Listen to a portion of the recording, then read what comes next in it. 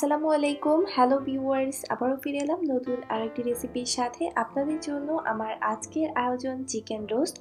এই চিকেন রোস্টটা আমি তৈরি করব দেশি মুরগির মাংস দিয়ে, আর ঘরে মশলা তৈরি করার ঝামেলা ছাড়া কিভাবে ঝটপট বিয়েবাড়ির স্বাদ কিংবা শাহি ফ্লেভারে চিকেন রোস্ট তৈরি করে নেওয়া যায় সেটাই শেয়ার করব। ভিডিওতে আমি অনেকগুলো টিপস শেয়ার করব।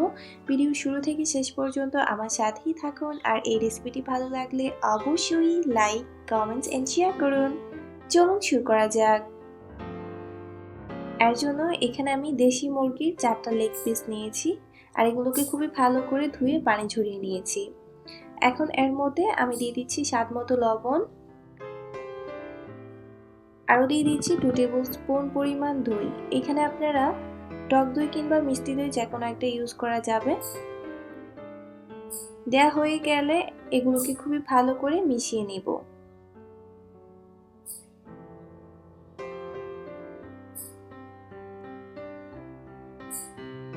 ভালোভাবে মিশানো হয়ে গেলে 10 মিনিটের জন্য এগুলোকে একটা সাইডে রেখে দেব।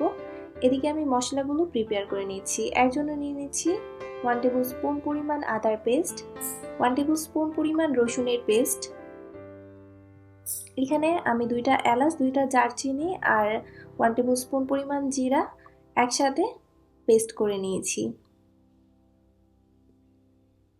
দিয়ে দিচ্ছি 1/2 টেবিল স্পুন পরিমাণ ধনিয়ার গুঁড়া, 1/2 টেবিল স্পুন পরিমাণ লাল মরিচের গুঁড়া, 1 টেবিল স্পুন পরিমাণ রেডিমেড রোস্ট মশলা। আপনারা এই মশলাটা যে কোনো সুপার শপে কিংবা মুদির দোকানে ইজিলি পেয়ে যাবেন।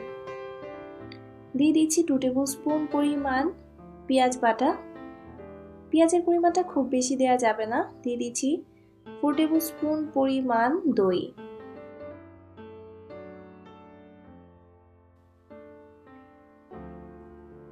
দিয়ে দিচ্ছি 2 টেবিল স্পুন পরিমাণ টমেটো কেচাপ। আপনারা টমেটো কেচাপের পরিবর্তে একটা টমেটো বেটেও সেটা ইউজ করতে পারেন। এখন সবকিছু একত্রে খুবই ভালো করে মিক্স করে নিব।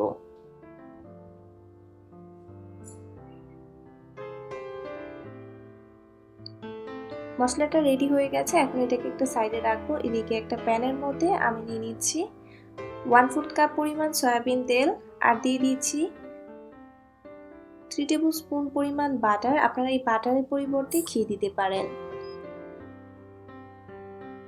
দিয়ে দিচ্ছি 1/2 কাপ পরিমাণ পেঁয়াজ কুচি। এখন এগুলোকে আমি বেরেস্তা করে নিব। হালকা ব্রাউন করে ভেজে নিব। এর জন্য এভাবে একটু ঘন ঘন নাড়তে হবে যাতে সবগুলো পেঁয়াজ সমানভাবে ভাজা হয়। লক্ষ্য করুন কালারটা চেঞ্জ হয়ে গেছে এর মধ্যে।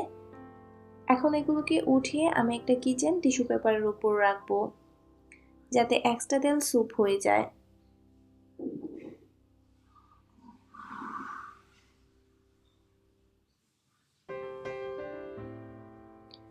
এখন একই তেলের মধ্যে আমি চিকেনগুলোকে ভেজে নিব। খুব বেশি ভাজার দরকার নেই, যেহেতু এটা দেশি মুরগি, খুব বেশি ভাজলে এটা শক্ত হয়ে যাবে। জাস্ট 5 থেকে 6 মিনিট ভেজে নিলেই হয়ে যাবে উল্টিয়ে পাল্টিয়ে আমি দুই পাশ থেকেই ভেজে নিয়েছি। এখন এগুলোকে আমি উঠিয়ে নিচ্ছি।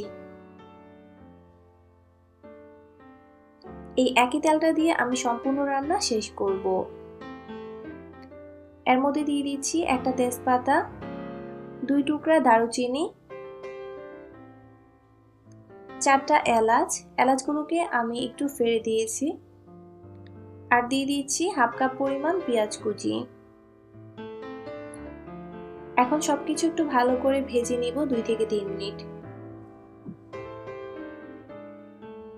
ভাজা হয়ে গেছে। এখন আগে থেকে রেডি করে রাখা মশলাটাকে এর মধ্যে দিয়ে দিব।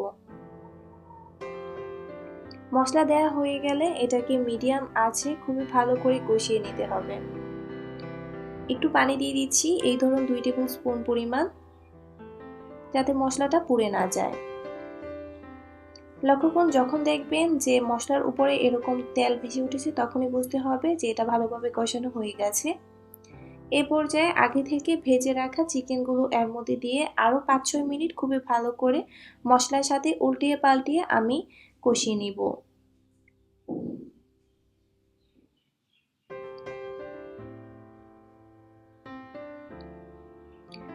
প্রায় 6 মিনিট পর এর মধ্যে আমি দিয়ে দিচ্ছি প্রায় 2.5 কাপ পরিমাণ দুধ। এখন আবার ভালো করে মিশিয়ে নিব।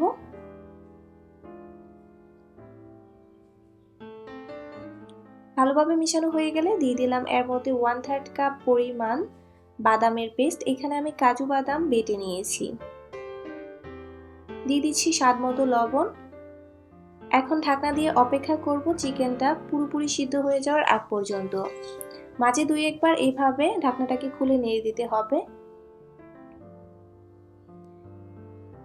এর মধ্যে আমি দিয়ে দিয়েছি ফ্লেভারের জন্য 5-7টা কাঁচামরিচ।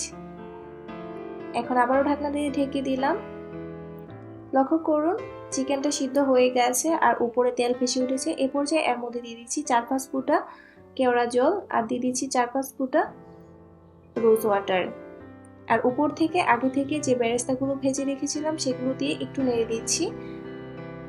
এখন এগুলো একটু ঠান্ডা হওয়ার পর আমি সার্ভিং ডিশে তুলে সার্ভ করব। ঠান্ডা হয়ে গেছে, তৈরি করে নিলাম ঘরোয়া স্টাইলে খুবই অল্প উপকরণে মজাদার চিকেন রোস্ট। আশা করি আমার আজকের এই চিকেন রোস্ট রেসিপিটি আপনাদের ভালো লেগেছে। আর ভালো লাগলে অবশ্যই বাসায় তৈরি করবেন। বাসায় তৈরি করার পর পিকগুলো চাইলে আমার সাথে শেয়ার করতে পারেন। আমি ফেসবুকের লিঙ্কটা ডিসক্রিপশন বক্সে দিয়ে দিব। আজকের মতো এখানেই বিদায় নিচ্ছি। ফিরে আসছি অন্য কোনো দিন নতুন ভিন্নধর্মী কোনো রেসিপি নিয়ে। এ পর্যন্ত আমার সাথেই থাকুন। ভিডিওটি দেখার জন্য সবাইকে জানাচ্ছি অসংখ্য ধন্যবাদ। সবাই ভালো থাকবেন, সুস্থ থাকবেন আর আমার জন্য দোয়া করবেন। আল্লাহ হাফেজ।